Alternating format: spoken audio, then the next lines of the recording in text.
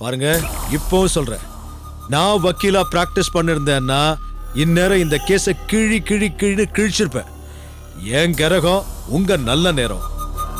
நான் அப்பீர் ஆகல, நீங்க தப்பிச்சிட்டீங்க. சரி, நீங்க ஏன் சொல்லி வேற வக்கீல வச்சு கேஸ் நடத்திருக்கலாம்ல? ஏன் நடத்தல? ஏன் இழுத்தீங்க? சாருக்கு தெரியுமா இந்த கேஸ் ஏன் இவ்வளவு நாள் இழுபட்டதுக்கு நீங்க தான் காரணம்னு? அது வந்து என்னங்க நீங்க எல்லா பழி எம்எல்ஏ தூக்கி போடுறீங்க? அது சிவில் கேஸ்னா அப்படி இப்படின்னு கொஞ்சம் காலம் ஆகத்தான் செய்யும். அதுக்காக நான் தான் காரணம்னா என்ன அர்த்தம்? இத பாருங்க, அபாண்டமா பேசாதீங்க. மாப்பிள்ள, ஏன் பதறீங்க? இப்போ ஒண்ணும்ல, சமாதானமா போயிடலாம். சொல்லுங்க. அன்னைக்கு சொல்றதா இன்னைக்கும் சொல்றேன். இப்பவும் கேஸ் நடத்த விரும்பல. 1000 தான் சண்டை சச்சரவு இருந்தாலும் சாரு என் சித்தப்பா மக, என் தங்கச்சி, அவன் மனசு நோவுற மாதிரி ஒரு காரியத்தை செய்யறதுக்கு நாங்க விரும்பல. இப்பவும் சமாதானமா போயிடலாம்னு பேசுறதுக்கு தான் உங்களை கூப்பிடுறோம். ஆஹா, there is no chance. அதுக்கெல்லாம் சாத்தியமே இல்லை. நான் சொல்றத சாரு கேட்க மாட்டா.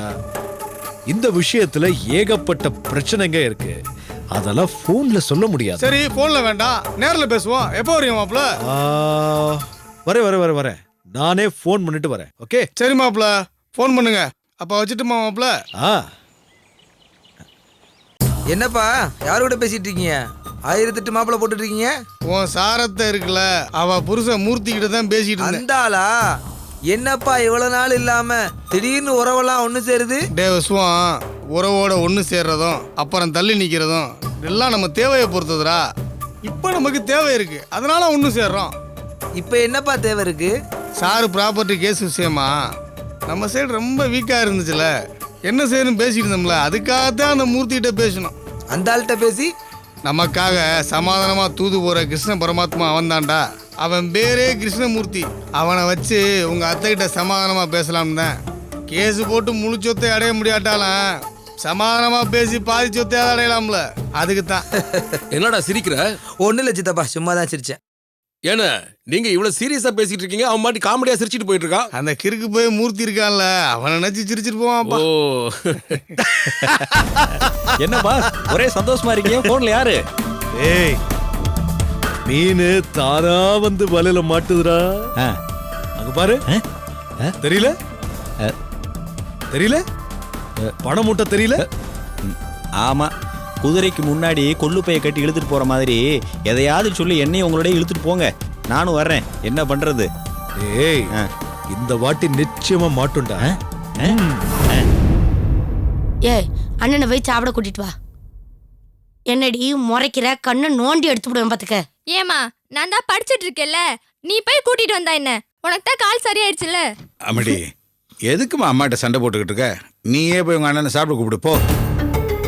அடி சின்ன குரங்கு, நான் சொன்னப்ப போக மாட்டேனுச்சு, இப்ப அப்பங்காரன் சொன்னா வாயை மூடிக்கிட்டு போகுது. அம்மா கரின்னு கொஞ்சம் கூட மரியாதையே கிடையாது. டேய், அதெல்லாம் நம்ம நடந்துக்கிற விதத்திலயும் சொல்ற விதத்திலயும் இருக்குடி. திருவிளையாடல் படம் பார்த்திருக்கல, அதுல ஒரு வசனம் வரும் பார், அவன் இவன் என்ற ஏக வசனம் எல்லாம் வேண்டாம், மரியாதையுடன் கேட்டால் பதில் கூறப்படும்னு. அந்த மாதிரி அவையடக்கு வேணும். உனக்கு எங்க இருக்கு அதெல்லாம்? நீதான் எப்ப பார்த்தாலும் நாட்டி ஆடுறவங்க சலங்கையை கட்டிக்கிட்டு ஜிங்கி ஜிங்கின்னு ஆடுற மாதிரி நான் ஆடிக்கிட்டே இருக்க. அப்புறம் எப்படி உன்ன மதிப்பாங்க?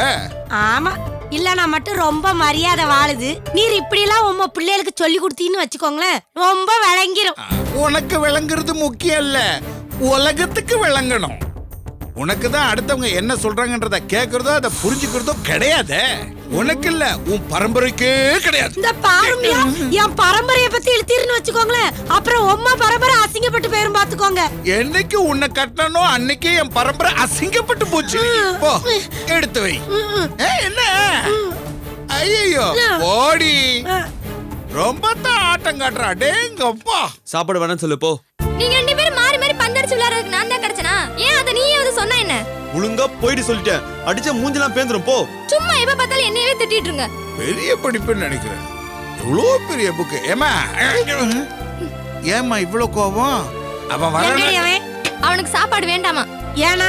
இந்த ஏன் எதுக்குலாம் நான் கேட்கல. நீ கூப்பிட சொன்னா நான் கூப்பிட்டேன், அவனுக்கு வேணான்னு சொல்லிட்டான். இதுக்கு மேல ஏதாவது கேட்டா நான் கடுப்பாயிருவேன். சோ, இந்த பயலோட எனக்கு பெரிய அவஸ்தையா போச்சு.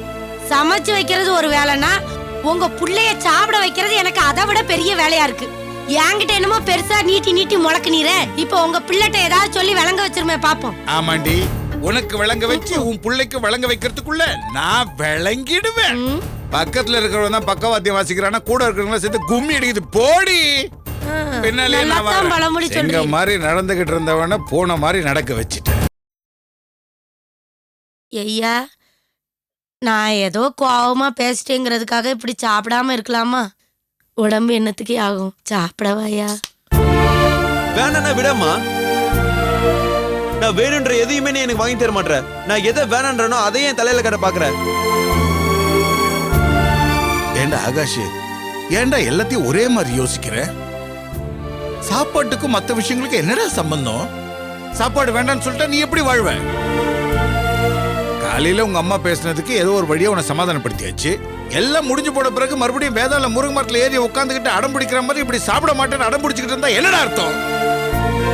டேய், கொஞ்சமாவது சொல்றத புரிஞ்சுக்கடா.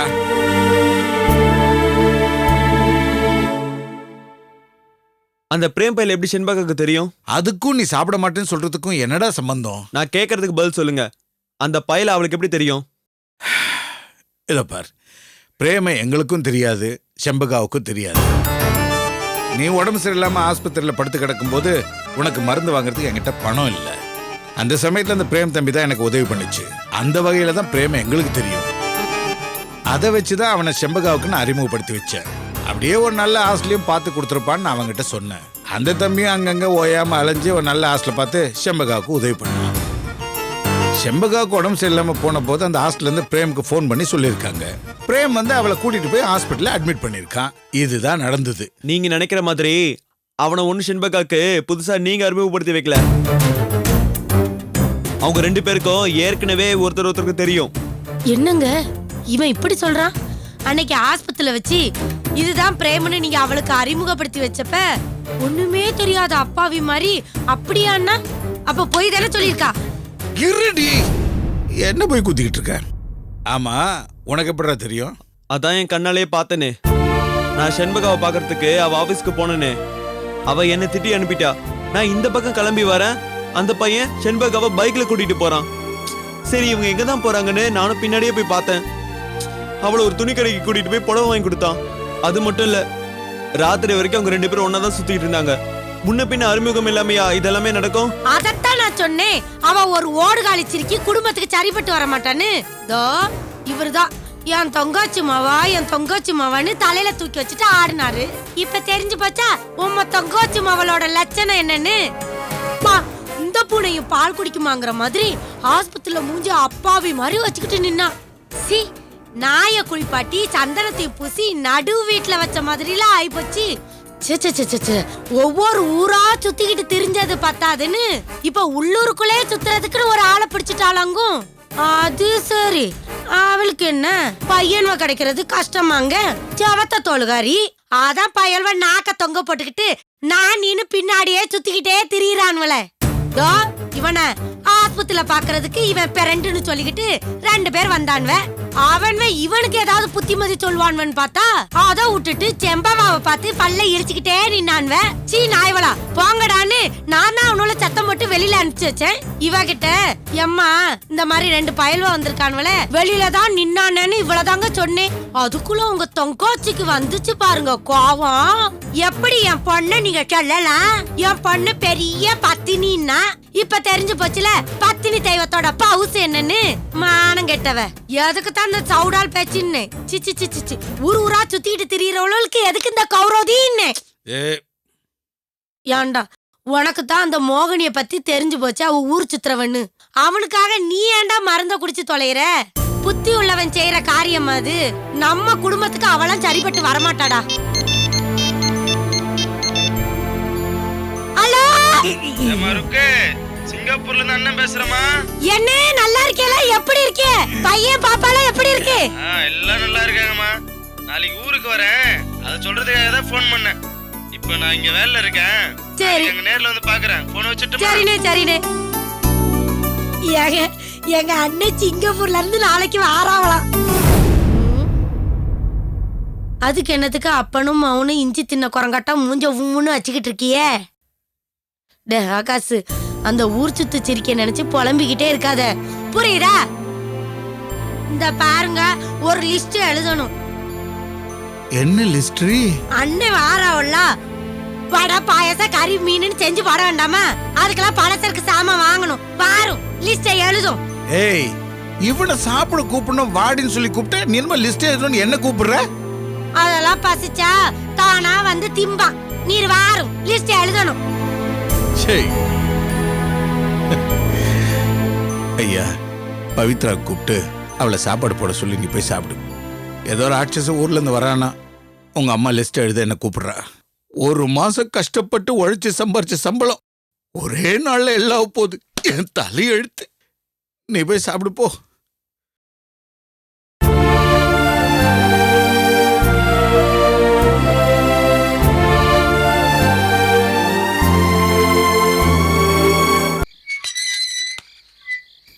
செம்பகா, வா வா வா. ஏதோ உனக்கு உடம்பு சரியில்லைன்னு சொன்னாங்களே, ஆஸ்பத்திரியில உனக்கு குளுக்கோஸ் ஏறுதுன்னு சொன்னாங்க. நீ இங்க வந்து நிக்கிற, இப்ப சரியாயிருச்சா? பரவாயில்லக்கா, சாயந்தரமே அனுப்பிட்டாங்க. ஏதோ கெட்டு போன சாப்பாடு சாப்பிட்டா அப்படி ஆயிடுச்சுன்னு சொன்னாங்க. கெட்டு போன சாப்பாடை ஹாஸ்டல்ல போடுவாளுங்க. மிச்சம் பிடிக்கிறனா அவளுக்கு தின்னு தொலைய வேண்டியதானே? உங்களுக்கு எதுக்கு போடுறாளுங்க? நாசமா போனவளுங்க.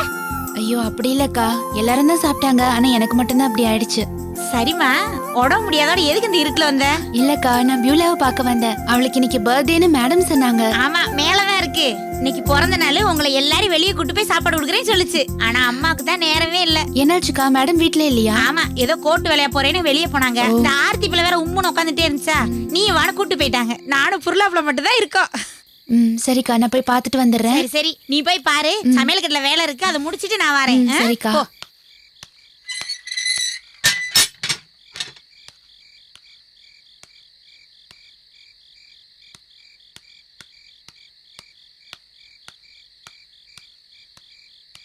பியூலா, வா செண்பகா. இந்த நேரத்துல உன்னை நான் எதிர்பார்க்கவே இல்லடா. Happy birthday Beulah. Many more happy returns of the day. தேங்க்யூடா. காலையில மேடம் சொன்னாங்க உனக்கு இன்னைக்கு பர்த்டேன்னு. அப்ப என்னால வர முடியல, ஃபோனும் பண்ண முடியல. நான் தெரியும்டா, நீ ஹாஸ்பிட்டலைஸ்டுன்னு மேம் சொன்னாங்க. நியாயமா நான் தான் வந்து உன்னை பார்த்துருக்கணும். ஆனா இவ்வளோ முடியாத நிலைமையிலையும் நீ வந்த பாரு. Really I moved. என்னப்பா, நீ என்ன பார்க்க வரலனா என் மேல உனக்கு அன்பு இல்லைன்னு அர்த்தம்? உனக்கு இன்னைக்கு வேற என்கேஜ்மெண்ட்ஸ் இருந்திருக்கும். இன்னைக்கு உனக்கு முக்கியமான நாள் வேற, பார்ட்டி அது இதுன்னு பிஸியா இருந்திருப்ப.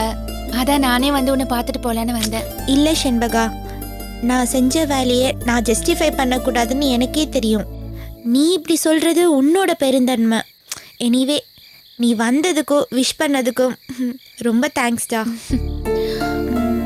சரி சொல்லு, உடம்புக்கு எப்படி இருக்கு? பரவாயில்லப்பா. டீஹைட்ரேட் ஆனதுனால உடம்புல தெம்பே இல்லாம இருந்துச்சு. காலையில இருந்து சாயங்காலம் வரைக்கும் ட்ரிப்ஸ் ஏத்துனாங்க. இப்ப கொஞ்சம் தெம்பா இருக்கு. காலையில ரொம்ப முடியலப்பா, படுக்கையில இருந்து எழுந்திருக்கவே முடியல. ஹாஸ்டல் வார்டன் கிட்ட பிரேம் நம்பர் மட்டும்தான் இருந்துச்சு. அவருக்கு ஃபோன் பண்ணி சொன்னாங்க. அப்புறம் பிரேம் தான் என்ன கூட்டிட்டு போய் ஹாஸ்பிட்டல் அட்மிட் பண்ணாரு. பிரேம் உன்னை விஷ் பண்ணலன்னு நீ கூட கோச்சுக்கிட்டியா? என்ன ஹாஸ்பிட்டல்ல சேர்த்ததுனால தான் அவரால் உன்னை பார்க்கறதுக்கு வர முடியல. மற்றபடி உன்னை அவாய்ட் பண்ணணும்லாம் அவர் நினைக்கவே இல்லை. பிரேம் கிட்ட நான் அப்படி நடந்திருக்க வேண்டாம் தான். ஆனா என்னமோ தெரியல, பிரேமும் வரல, அவன் ஃபோனும் பண்ணலன்னதும் எனக்கு ஒரு கோவம். அது எதனால எனக்கு தெரியல.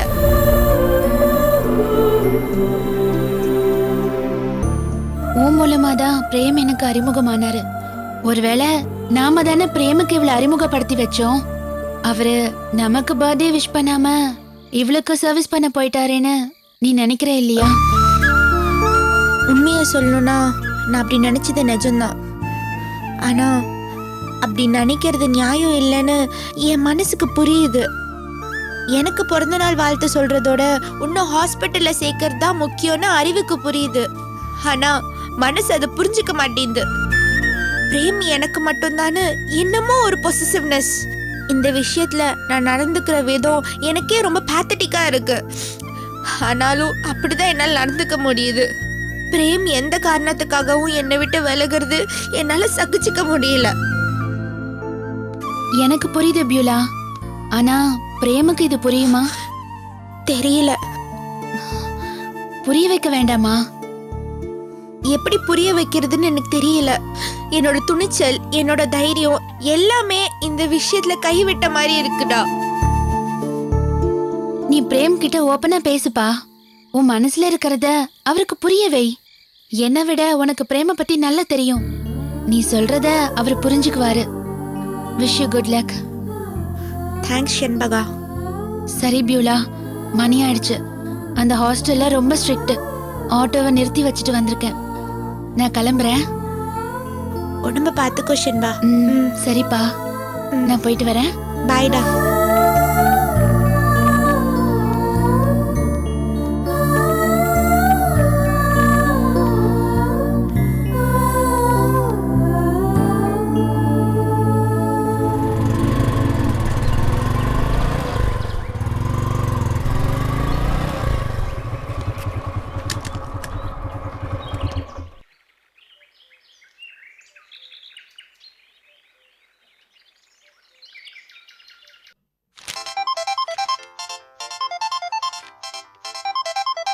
சொல்லுங்க பிரேம். உங்களோட ஆபீஸ் வாசல்ல தான் நிக்கிறேன். கொஞ்சம் வெளிய வரீங்களா? இதோ வரேன்.